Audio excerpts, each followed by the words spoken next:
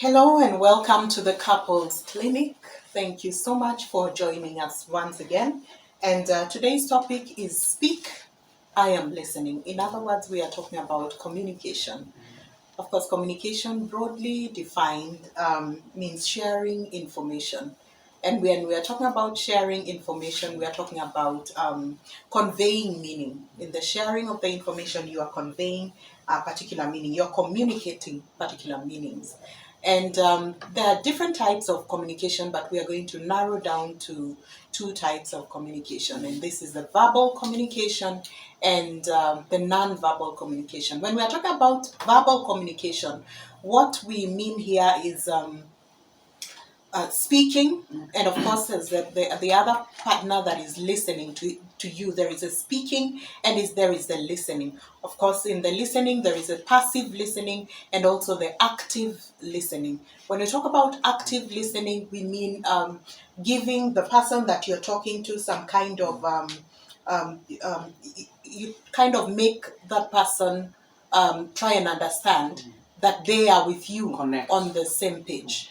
Okay, so there's the active listening. Of course, you give that person what we call verbal affirmation. And verbal affirmation may include words like, okay, I see, I understand what you're saying, I agree, and probably asking questions as you talk. And when you listen to the other person, when the person is talking to you, then you're able to engage meaningfully in communication. The other kind of communication is non-verbal communication. And in non-verbal communication, there is the use of the body language. There's facial expressions, and we also have what we call gestures. And you can communicate a lot just by use of your body language. And so we want to look at communication within marriage. And let me just ask you, Ken, this evening, that what do you think, or how does healthy communication look like within a marriage? Thank you, Ruth. First and foremost, I want to really thank God that we are able to get this chance. Yes. As a couple, Yeah. even to communicate. Yes. You asked me a question right now. The fact that I'm answering, yeah. If you feel satisfied by the answer I've given, that is healthy communication. The health of communication is determined by the sender of the communication, feeling that the receiver has connected what was intended to be passed on. And I think so. The issue of connection, yes, there must be very connection, important, and the circle must be complete. Exactly. Okay. We actually talk of the sender because right now when you give words my way, I need to decode them. I need to receive them, decode them, then give you back something. Feedback. If I give you good feedback and you are satisfied, that's healthy communication. And sadly, it's missing and lacking in many relationships, in many marriages. Yes. Okay, and we can say that we're saying here that two cannot walk together unless they agree. So healthy communication is important within a marriage because it enhances your relationship. Just remember that two cannot walk together unless they agree. And when you agree, you're able to set your priorities together and create mutual understanding. I want to ask you another question. There are things that hinder communication within a marriage. And for me, I think that one of them is that many people reduce communication to verbal only, the verbal type of communication only. They forget that there is non-verbal communication. So I can be talking to you as my spouse, and maybe when I think I'm seriously communicating something to you, you're busy on your phone. Or I am talking to you and you're watching the TV or reading the newspaper. There's definitely some kind of communication breakdown there. Because communication is not just verbal.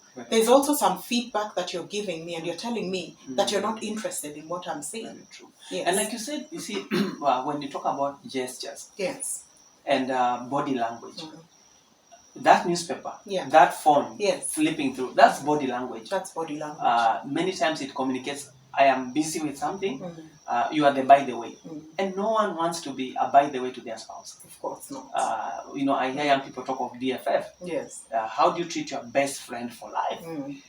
If today I got a phone call from the president of our country from State House, I can tell you for free, sweetheart. You will sit up. I will sit up. Yes. You could be in State House, I'm right in my house. The joy, even the thought that is common. And I've heard this with many couples, where someone says that when I see you with the people you value, it feels to me like I am your secondary, and there's a primary people you value more. Because when you talk with your best friend, for example, outside there, I see how you engage, you are happy. You come to the house, you are sulking, you are on the phone, you are on the newspaper, you are flipping the TV channels one after another, and I'm wondering, do I even matter in your life? So that alone communicates disinterest. Yes. It shows you are less important. What I'm doing is more important than you. And you don't want to put your spouse in that place whereby they think that they come after something. They are less important. There's something more important than them. Yeah. So that is communication itself. Yeah. You didn't say anything. Just the fact that you are not showing me, engaging with me, turns me off. Yes. Do you think that there are times that spouses assume that their partner understands what they are saying? There is that assumption. Do you think assumption can be a problem within communication? And I must say the biggest is assumption. And you see, assumption is a byproduct of something. Yes. And for me, I believe that assumption in communication is a byproduct of familiarity. Yes. What is familiarity? We are used to each other. Yes. I know what you'll do. Yes. So I know how you speak. Yeah. And so I already have concluded that whatever you are saying, you understand how I know you very well. Yeah. And that maybe this is a time I wanted you to just engage with me for a moment. I'm going through something. I've just come from work with some news that hit me so hard. Stop and listen to me. Exactly. So assumption is dangerous because it shows that there's too much familiarity. And it makes the other party feel like you are not in the moment. And again, something big about communication. A healthy communication must be in the moment. What is in the moment? Right now, what you are saying, the value we are going to, that's why we are talking about it. We believe that people need to even learn to be, and there's no school you'll ever go to learn communication. That's why we hope that this experience, we're in the moment. I hope you're in the moment. Yeah. There are times that communication can be hampered by a spouse being defensive, meaning the moment I begin to talk, you already have your preconceived notions and you're defensive, almost to the extent that you're blocking me from saying whatever I want to say. What do you think about being defensive? Yeah. Do you think it can hamper communication? Now, and being the fact what you just call being defensive is just one aspect, but I believe that there's an art. Listening has an art.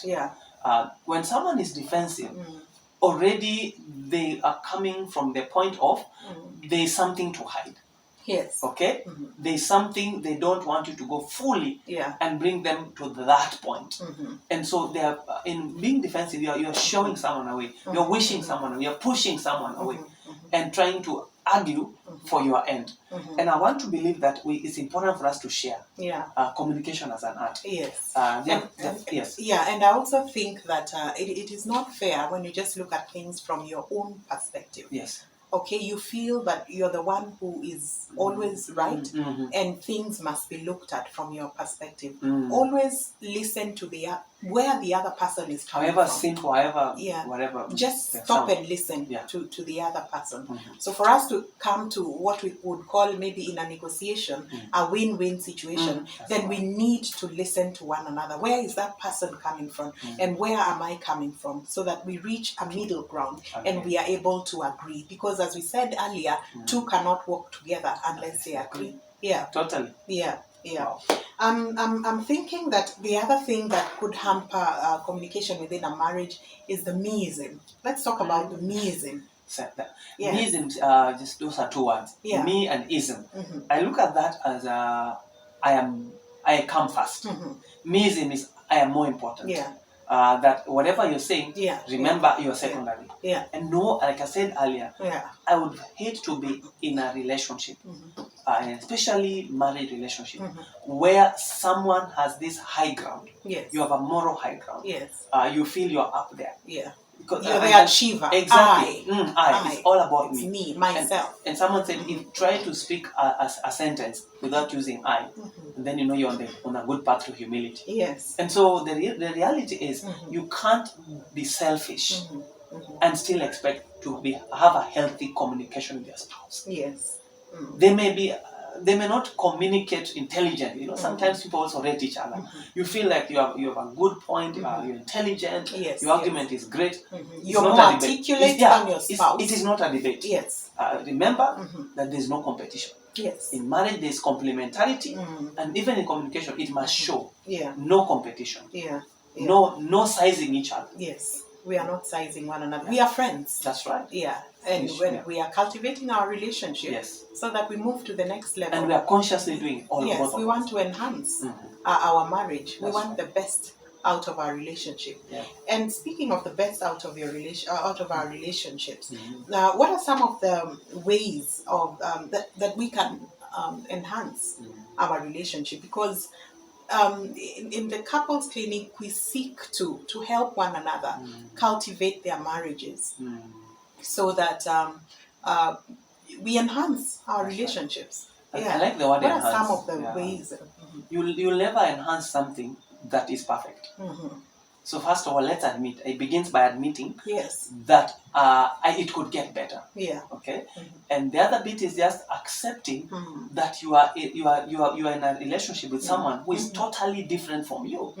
And this goes back to the issue of personality. Yes. The issue of character. Many times, if we don't make it our goal to understand our spouse, so that we know what works for them. And we talked earlier on in the first series about the love language. There are people who, when you sit down with them, give them quality time. You just sit there and they allow them to talk. They feel so dignified. They feel so loved. There are people who just want outdoors. Just go hang out. Just buy me a gift. People just want the gift of touch. There are people who just want you to affirm them. You look nice. I love that dress. That's enough for them. But so know your spouse. Are they the type that want you to sit down and look at each other eye to eye? PDA. The people couples who just love to public display of affection. That's what does them good. So know your spouse. What language speaks most to them. And then you're able to enhance. Because you cannot enhance something that you don't know. You must know what you're working with, the raw material for you to enhance it. So the raw material is engage. And make it your continuous effort to make your conversation, to ensure that the other party gives you feedback. And the mistake we do, Ruth, is we don't wait to hear our spouse give us feedback. Yes. Sometimes just do what Jesus did. He asked me that, what do people say? And find out, do you think I communicate? Because sometimes we fear that vulnerability. Yes. Do you feel I may make an effort to understand you? Also, some people say, I feel like he doesn't or she doesn't understand me. It's because we have not stopped to find out, do they?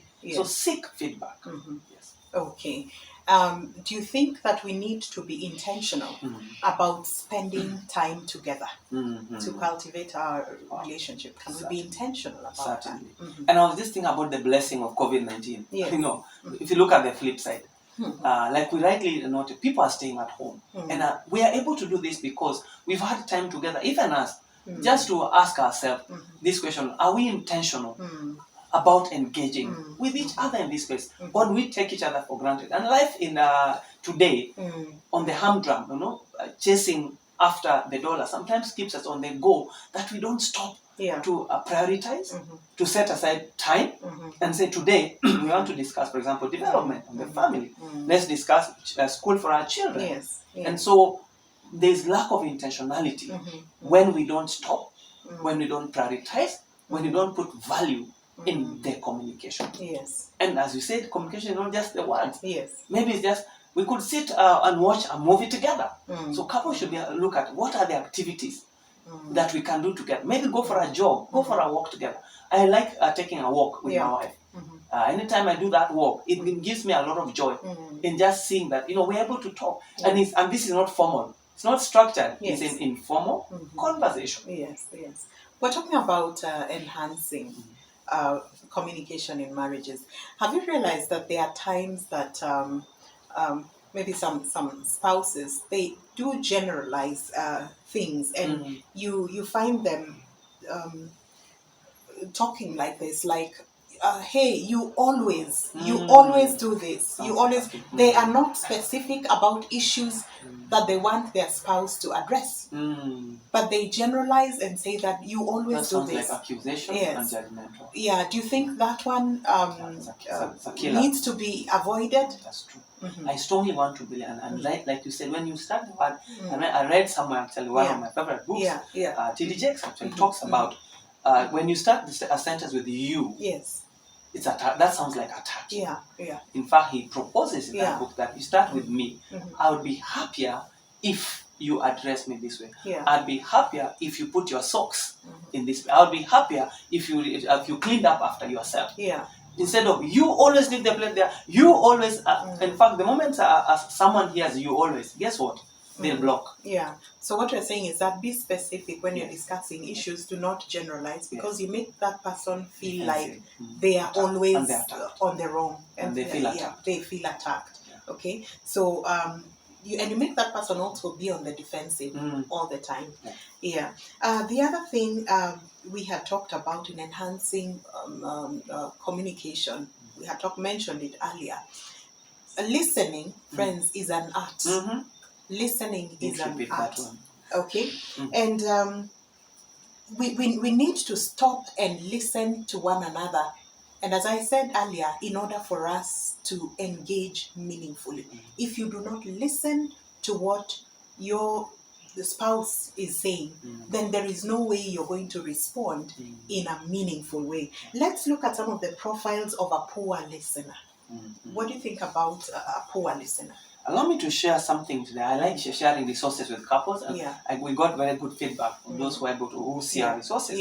Nikki and Sila Lee, in their book, The Marriage Book. Now, if you see that, Nikki and Sila Lee, they talk about the art of listening. And they actually give profiles, 5 profiles of a poor listener. And the first one, they talk about the advice giver. Then they talk about, after the advice giver, they talk about the interrupter. Let's talk about the advice giver. So what does this advice giver look like? Yes. You know, the advice giver, there are people who are very eager to share what they think they know. I've just come and told you, today my boss really annoyed me. I think some bosses you start giving profiles of a boss, such bosses. I don't want advice. Just listen to me. So don't be in a hurry to give me content of information that I don't need. Listen to my heart. Engage with me first. Just stop. Don't be in a hurry to advise. To tell me this is what you should have done. You should have done. I just want you to listen to me. Period. Then the other profile of a poor listener is the interrupter. The interrupter, and this happens very unconsciously many times. And again, it depends with the personality of the person. There are people who are so gifted, they can just listen for an hour. And that's good counselors, we are told, good skill of counseling, ability to listen. Now, interrupter, they always wait for you to finish speaking. But when you are speaking, they have already mapped out their response. What they're going to when say. you drop your comma, not the full stop, when you drop your comma, they are irate. You're like, I'm not finished. And that happens many times. Give each other a chance for the other party to finish. So don't interrupt. Because sometimes when you're interrupted, you lose your trail of thought. The third category or profile of a poor listener is the reassurer. The reassurer is in a hurry to ensure that they help you understand in their way. So just don't assure me in your way. There's a way I want. Just let me be. Okay. Let me finish my trail of thought. Finish what I think, how I process it. Because the reassurer is no. It will end well. You know, things are gonna be fine. It's okay. But I've lost a relative. I've lost a job. I'm grieving over it. Right now, for example, people have taken pay cuts. People have lost jobs. So you walked in and you start reassuring me. I saw this coming. It shall be well. No. Please engage. Just listen first. Just listen. Allow the other party to. The key thing I hope you're hearing, couples, is listen. Just listen sometimes. So don't be nice to assure me and give me futuristic aspect of all this. Then the fourth category is the rationalizer.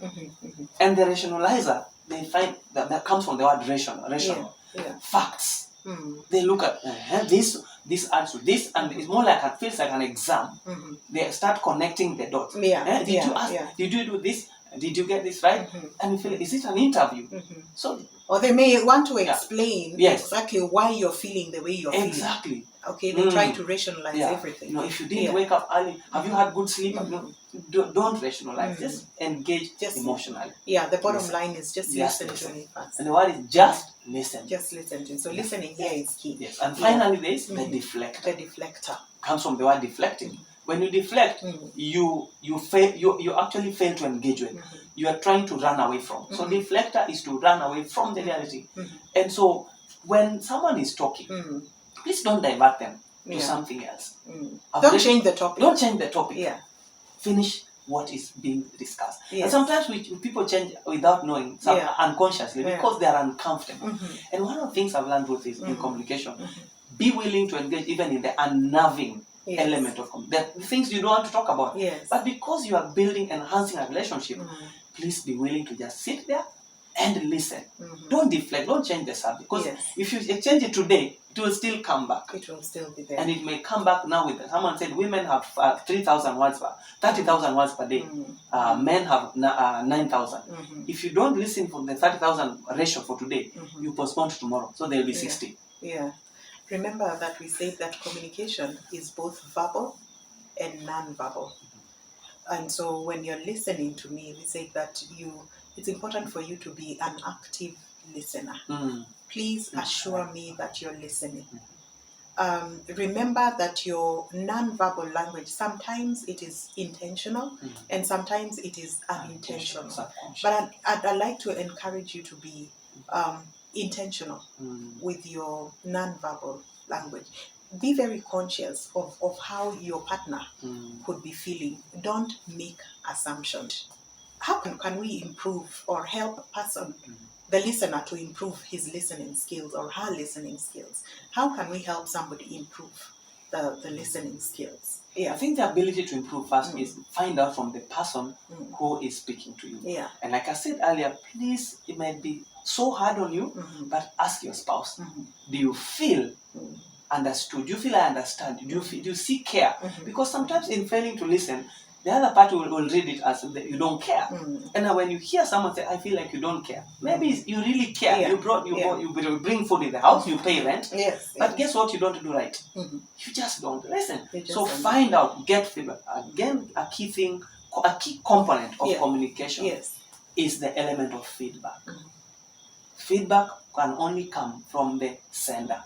So in communication, there's the sender, the receiver, and in the middle, between me and you, is the feedback. So when you finish talking, please, this poor listener needs to know, do you think I interrupt you? Okay? Am I a rationalizer? Am I an advice giver? Am I a deflector? You can use those just to weigh in yourself and rate yourself. And you can't do it by yourself, find from the other party.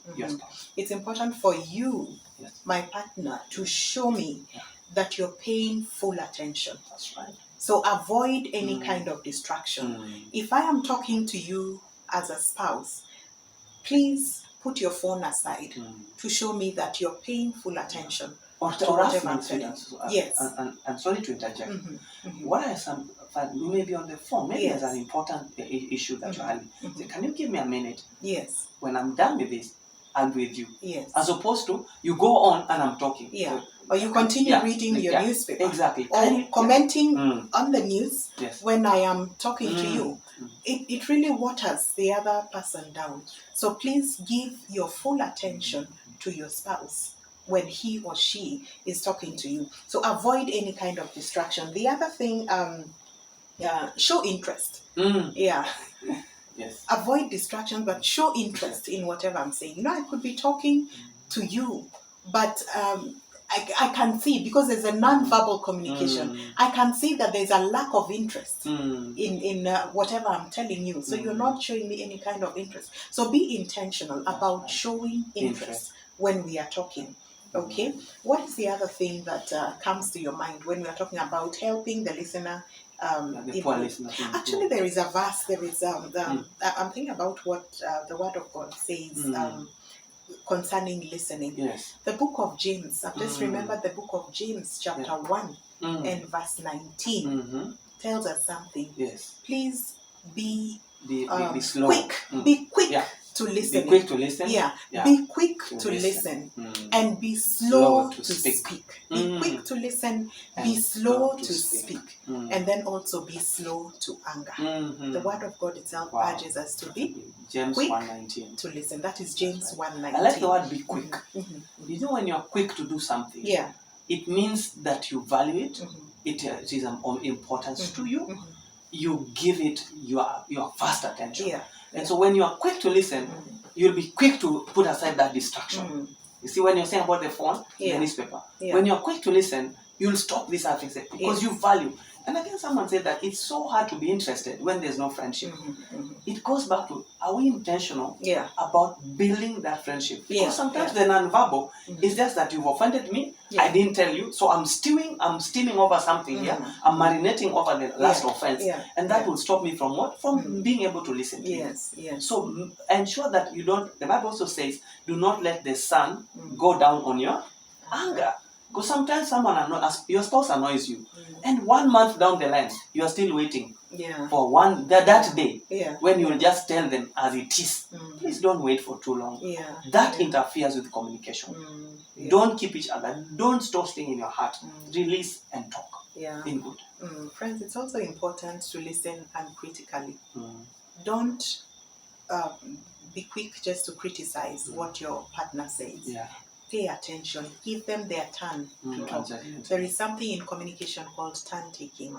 Wait for your partner to say whatever they are saying. Don't be judgmental. Understand things from their perspective. Remember, we said that communication is also about negotiations. And here we want a win-win situation for you to understand me and for me to understand you, so that there is some middle ground. Okay, we want our marriage to be cultivated in the right direction. We want our marriage to grow. We want our relationship to grow. And so we must stop and listen to one another. Even if you don't like what I'm saying, stop and listen to me.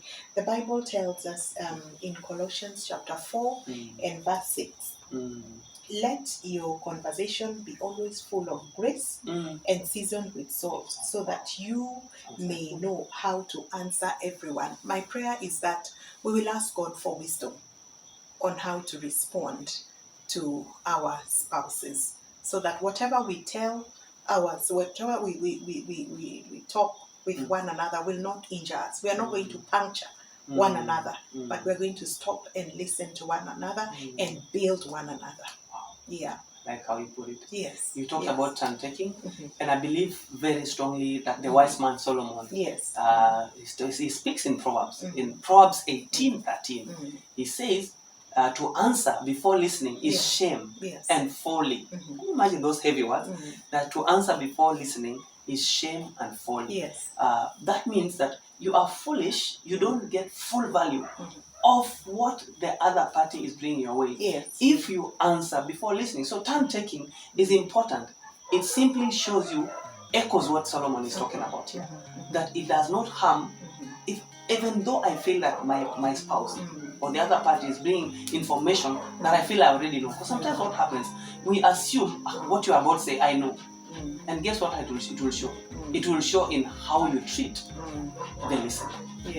Actually, it is fools that delight in airing their own opinion. And that's the Bible. In airing their own opinion. Looks like the Bible is saying so much about communication. There is so much the Word of God tells us about communication. So remember that in communication, there is the speaking, but there is also the listening. And the listening is key. It is paramount. It is paramount for us to be able to engage in any meaningful conversation. Wow. I want to take this opportunity. Thank you so much, Ruth. It's been a joy just seeing how this channel, in this season that we are in, we've had amazing feedback from you out there. And how I pray that just in listening to us, the topic today of speak, I'm listening, would be something that you can say confidently that I'll try. If you are not yet there, and we are not saying that we are perfect, we are in a journey. So I want to thank you for sparing time to go on our channel, to be able to listen to this discussion. And I want to assure you, we are still gonna be here. If you feel there's an area about couples engaging and enhancing their marriage that we can talk about in the Pillow Talk, we'll be more than glad to hear from you. So go to our YouTube channel, The Couples Clinic by Reverend Ken Aringo and Ruth, and we'll be more than glad to continue engaging. Thank you so much. God bless you. Thank you.